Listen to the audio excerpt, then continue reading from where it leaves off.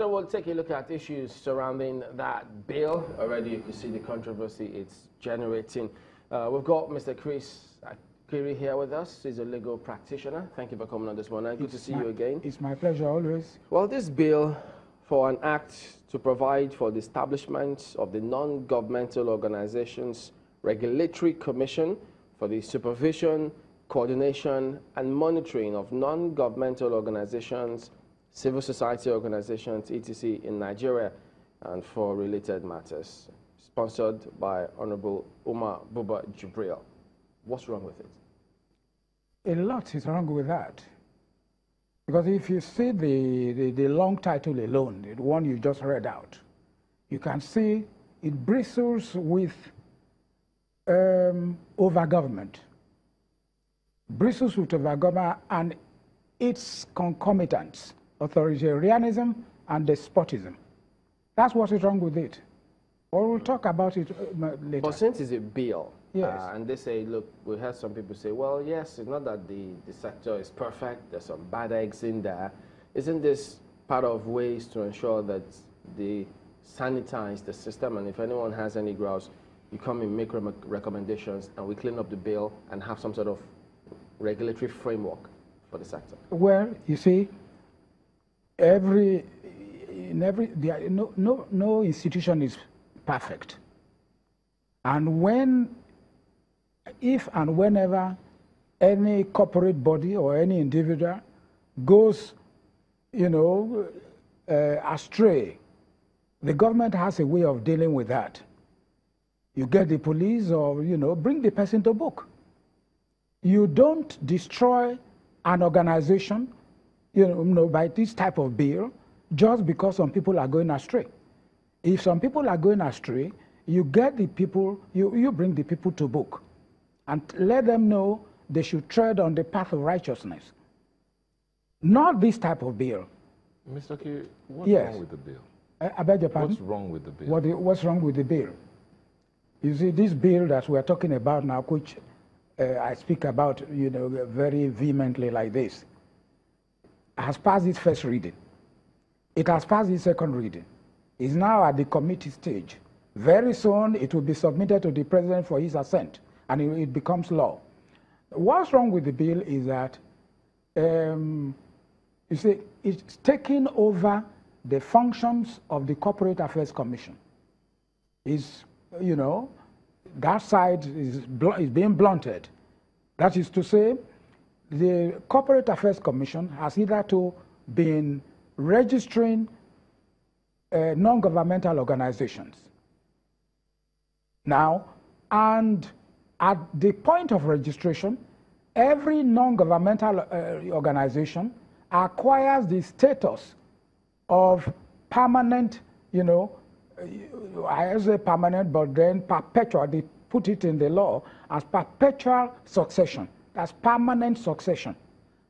And also the quality of corporate or legal personality. You see, when you say perpetual succession, it means that whether any of the stakeholders dies, is bankrupt, or resigns, or whatever, the thing continues. That is the idea, the whole idea of perpetual succession.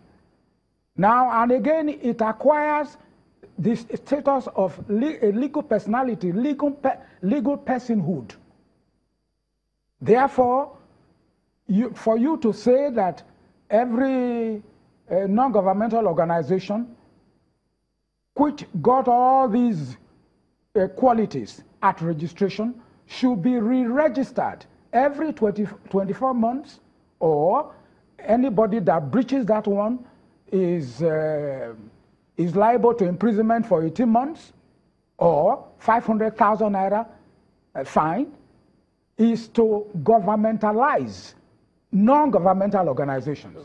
Mr. Akiri, but look at it from this. I mean, the drafters of this bill are looking to see accountability and responsibility exhibited. I mean, if you watch that report, some people even said that there are some bad eggs in the mix, and this need to be taken care of. So won't this bill help to streamline and straighten out those bad eggs, so to speak? Okay, but you see, I'm sure you know that NGOs are not just in this country alone. It's a worldwide phenomenon, this thing called NGO. It's everywhere. Go to America, you see them there. In Europe, in Asia, everywhere, they're there.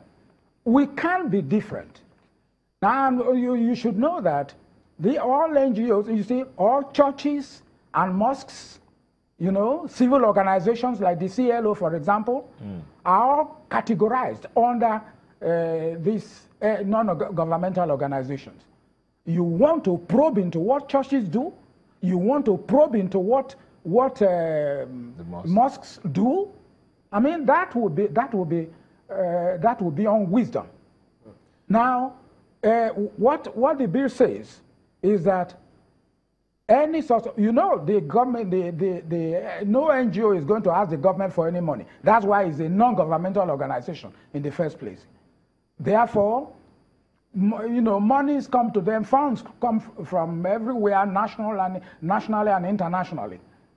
Now, what the bill says is that every NGO must disclose, not only disclose the sources of its income, it must show what it's going to spend the money for, the money which the government has not provided, what it's going to spend the money, you know, for, and make, you know, an annual financial statement, which is subject to an audit by the federal government, you know, by Abuja every year.